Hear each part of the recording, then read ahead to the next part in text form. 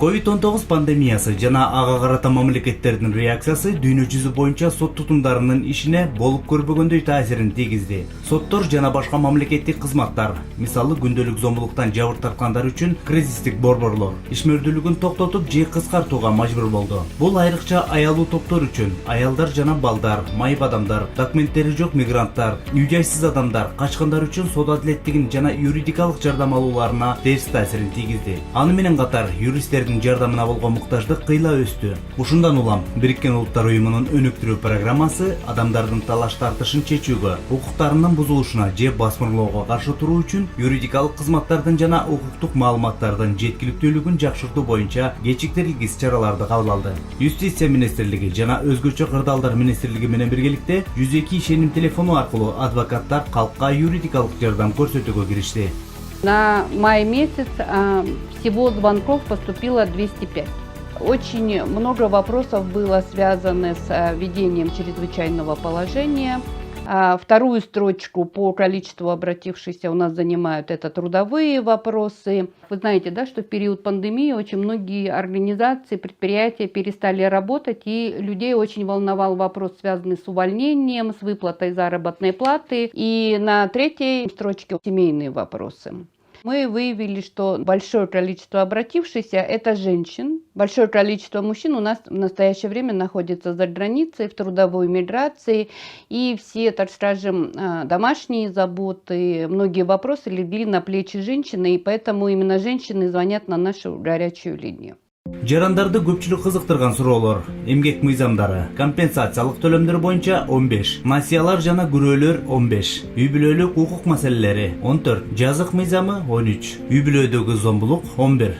Здравствуйте, горячая линия 112, юридическая служба, меня зовут Андрей. Эпидемиологиялык кырдаалга байланыштуу юристтер үйдө отуруп иштөөгө аргасыз болушту. 112 ишеним телефону аркылуу жалпысынан 6 адис кыргыз, орус жана англис тилдеринде жардам көрсөтүштү. Бирок кээде кепкеңештер жетишсиз болгондуктан кызматкерлер кайрылгандардын муктаждыгына жараша башка жактарга багыттап турушту. Мисалы, кылмыш ишинин жүрүшүнө жардам керек болсо, мамлекет кепилдеген юридикалык жардамдарды координациялоо борборуна багытташкан. Координациялык борбордун юристтери адвокаттык жардамдардан тышкары жарандарга телефон, мессенджер жана социалдык тармактар аркылуу аралыктан кепкеңештерди беришти.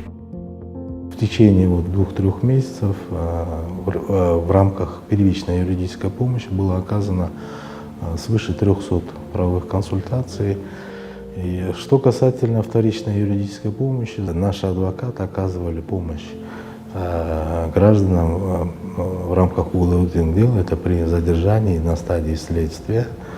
И в этом отношении мы также оказали соответствующую квалифицированную юридическую помощь порядка свыше 700 граждан. COVID-19 чыгышына байланыштуу көйгөйлөрдүн дагы бири коңшу мамлекеттерде да карантиндин киргизилиши болду. Буга байланыштуу чек ара аймактарында жашаган адамдардын кыймылы чектелди. Көпчүлүгүнүн жеке документтеринде көйгөйлөр болгондуктан үйлөрүнө кайтып кете алган эмес. Буга байланыштуу Бириккен Улуттар Уюмунун өнүктүрүү программасы чек ара аймактарында жашаган адамдарга жергиликтүү юристтер аркылуу жардам көрсөттү. 16 жаштагы Халима атасындай эле Өзбекстандын жараны. Өзгөчө кырдаал киргизилгенде кыз биздин өлкөнүн аймагында болгон. Карантиндик чектөөлөрдөн улам паспортунун мөөнөтү өтүп кетип, үйүнө кете албай калган. Кырдаалды транзиттик документтер гана чече алмак. Консулдук болсо Бишкекте. Аймактар аралык каттамдар чектелгендиктен айласы кеткен апасы юристтерге кайрылган. Мен Кыргызстан фукаросуман. Farzandlarim O'zbekiston fuqarosi edi. 13 aprel kuni oxirgi srok edi. 12 aprel kuni chiqib ketish kerak edi.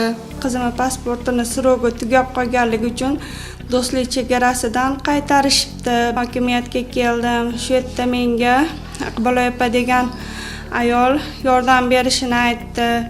Va shu yerda menga yordam berdi. Iqbol opa farzandimni chiqarib yuborish uchun Bishkekka pochta orqali pasportlarni qizimni 10-iyun kuni O'zbekistonga o'tkazib yubordim. Кыргызстанда өзгөчө кырдаал учурунда чет өлкөдө калган Халима сыяктуулар жүздөп саналат. Бирок бул COVID-19 байланыштуу көйгөйлөрдүн сот адилеттиги тармагында гана бир бөлүгү. Өзгөчө кырдаалдардан улам социалдык экономикалык кыйынчылыктар да жер алды. Көптөр жумушун жоготуп, жашоо үчүн каражатсыз калышты. Мына улам психологиялык чыңалуулар күчөп, үй бүлөлүк зомбулук учурлары көбөйгөн. Мы смогли другие безопасные места, то есть к родственникам, к знакомым, перевести тех женщин, которые были на тот момент в нашем убежище. Остальные, у которых очень критическая ситуация, конечно, мы их оставили, потому что женщины были еще и с детьми. Вот, и такая ситуация была, что женщинам просто некуда было идти. С 26 марта наши кризисные центры запустили сеть оказания психологической помощи всему населению.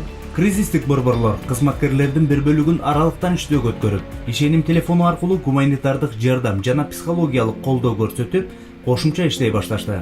Кыргыз Республикасында сот адилеттигине жетүүнү кеңейтүү максатында Юстиция министрлиги Бириккен Улуттар уюмунун өнүктүрүү программасы менен бир катар иш-чараларды жүргүзүп жатат. Атап айтканда, 2015 жылдан тартып калкка ар кандай укуктук маселелер боюнча жардам көрсөтүүчү 13 акысыз юридикалык жардам борборлору ачылган. Жалпысынан бүгүнкү күндө республика боюнча 27 борбор иштеп жатат. Жана бул борборлорго кайрылгандардын саны жылдан жылга көбөйүүдө. Ошондой эле 2016 жылы ынтымак автобусу алыскы региондордо калктын аялуу катмарына юридикалык жардам көрсөтүү максатында иштей баштады. Бир нече күн мурун Проон тынчтыкты куруу фондунун жана Финляндиянын тышкы иштер министрлигинин колдоосу менен ушул жаңы демилгенин туруктуулугу жана юридикалык кызматтарга кеңири мүмкүнчүлүк алуу үчүн Юстиция министрлигине 2 жаңы автобус берди. Мындан тышкары, мамлекет кепилдеген акысыз юридикалык жардамдарды координациялоо борбору көп сандагы адамдарга юридикалык жардам көрсөтүү үчүн аралыктан иштөөнү уланта бермекчи.